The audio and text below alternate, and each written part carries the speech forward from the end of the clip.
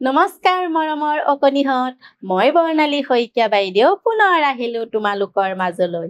এইবাৰ মই লৈ আহিছোঁ ঝংকাৰ পাঠ্যপুথিখনৰ 10 নম্বৰ অধ্যায়ৰ 1 নম্বৰ অংশটি। আৰু এই অংশটিত আছে 1 নম্বৰ পাঠৰ মনালীৰ নৃত্য। আহাচোন এই পাঠটিত কিনো আছে চাওঁ। শুনো আহা। ইয়াতে এই দফাটি আমি কি কৰিম? শুনিম। মই পঢ়ি যাম, তোমালোকে শুনি যাবা। প্ৰথমতে কি আছে? মনালীৰ নৃত্য। মই পঢ়ি যাম, তোমালোকে শুনি যাবাচোন। মনালীহঁতৰ ঘৰ গোৰেশ্বৰত। প্ৰতি বছৰৰ দৰেই এইবাৰো গাঁৱত বিষ্ণু ৰাভা দিৱস ধুমধামেৰে পাতিবলৈ আয়োজন কৰিছে। ঘৰে ঘৰে সৰু ডাঙৰ ল'ৰা ছোৱালীবোৰে গীত, নৃত্য, নাটকৰ আখৰা কৰি আছে। কি কৈছে ইয়াত? মনালীহঁতৰ ঘৰ ক'ত? গোৰেশ্বৰত। আৰু কি কৰিছে? প্ৰতি বছৰে মনালীহঁতৰ গাঁৱত বিষ্ণু ৰাভা দিৱস পাতে আৰু এইবাৰো পাতিবৰ কাৰণে আয়োজন কৰিছে। আৰু সৰু ডাঙৰ ল'ৰা ছোৱালীবিলাকে গীত, নৃত্য, নাটকৰ বাবে আখৰা কৰিছে। তাৰপিছত চাওঁ আহাচোন। মনালীয়েও প্ৰথমবাৰৰ বাবে এটা নৃত্য পৰিৱেশন কৰাৰ কথা ভাবিলে। মাকে তাইৰ মনৰ ভাৱ গম পাই নবীন খুৰাৰ ওচৰলৈ লৈ গ'ল। নবীন খুৰাই তাইক ৰাভাদেৱৰ তিলাই তিলাই ঘূৰি ফুৰে গীতটোত নাচিবলৈ শিকালে। মনালীয়েও কি কৰিলে এইবাৰ? প্ৰথমবাৰৰ বাবে বিষ্ণু ৰাভা দিৱসত নৃত্য পৰিৱেশন কৰাৰ কথা ভাবিলে। আৰু মাকে ভাবিলে তাই যদি ইচ্ছা কৰিছে, তাইক মই কি কৰিম? নবীন খুৰাৰ ওচৰলৈকে লৈ যাওঁ, কি নৃত্যনো নাচিব। আৰু নবীন খুৰাই কি কৰিলে তাক?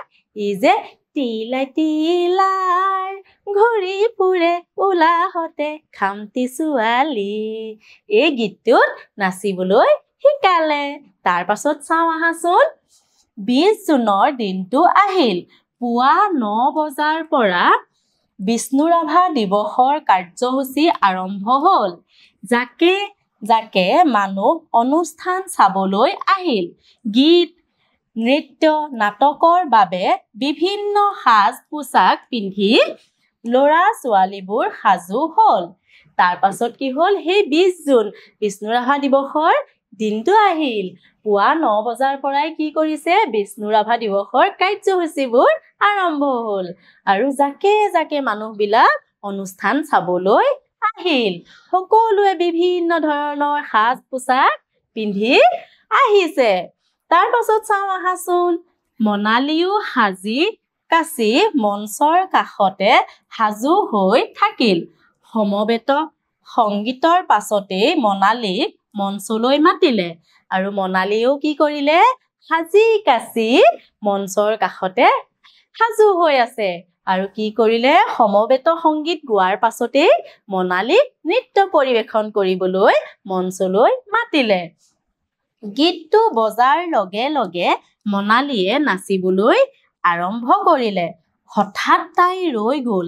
আৰু গীতটো বজাৰ লগে লগে মনালীয়ে নাচিবলৈ আৰম্ভ কৰিলে। এনেতে হঠাৎ তাই ৰৈ গ'ল। কিয় ৰৈ গ'ল বাৰু? আহাচোন চাওঁ। তাই নাচৰ ভংগীমা পাহৰি গ'ল। কি হ'ল?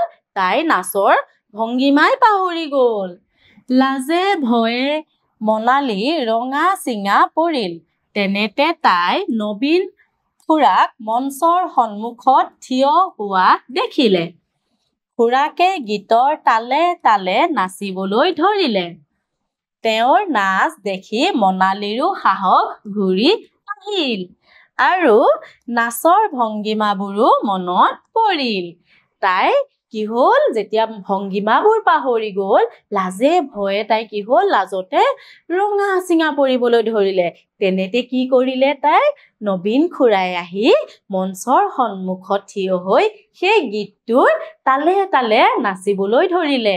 আৰু নবীন খুৰাক নচা দেখি মনালীৰ সাহস বাঢ়ি গ'ল। আৰু তাই সেই পাহৰি যোৱা ভংগীমাবোৰ পুনৰ মনত পৰিল তাৰ পাছত চাওঁ আহাচোন পুনৰ তাই নাচিবলৈ আৰম্ভ কৰিলে দুয়োজনে গীতৰ তালে তালে নৃত্য পৰিৱেশন কৰিলে আৰু পুনৰ তাই নাচিবলৈ আৰম্ভ কৰিলে আৰু দুয়োজনে গীতৰ তালে তালে নৃত্য পৰিৱেশন কৰিলে তাৰ পাছত চাওঁ আহাচোন গাঁৱৰ ৰাইজে মনালীৰ লগতে নবীন খুৰাৰ নাচো উপভোগ কৰিলে সকলোৱে জাউৰিয়ে হাত চাপৰি বজালে আৰু কি কৰিলে গাঁৱৰ ৰাইজে মনালীৰ লগতে নবীন খুৰাৰো নৃত্য দেখিলে কাৰণ মনালীয়ে অকলে নচা কথা আছিল কিন্তু কি হ'ল নবীন খুৰাই যেতিয়া তাইক নৃত্যটো অলপ মঞ্চৰ সন্মুখলৈ আহি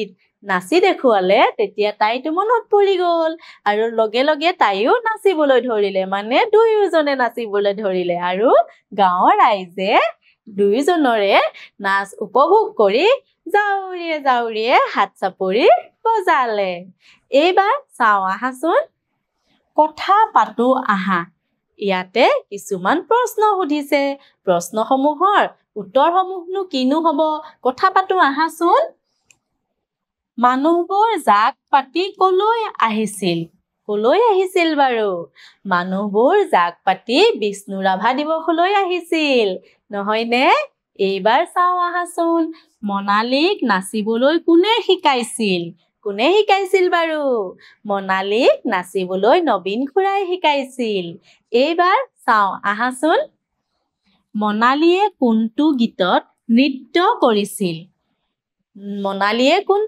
নৃত্য কৰিছিল মনত আছেনে তিলাই তিলাই ঘূৰি ফুৰে উলাহতে খামটি ছোৱালী এই গীতটিত নৃত্য কৰিছিল এইবাৰ চাওঁ আহাচোন মনালীহঁতৰ বিদ্যালয়ত কি পাতিবলৈ আয়োজন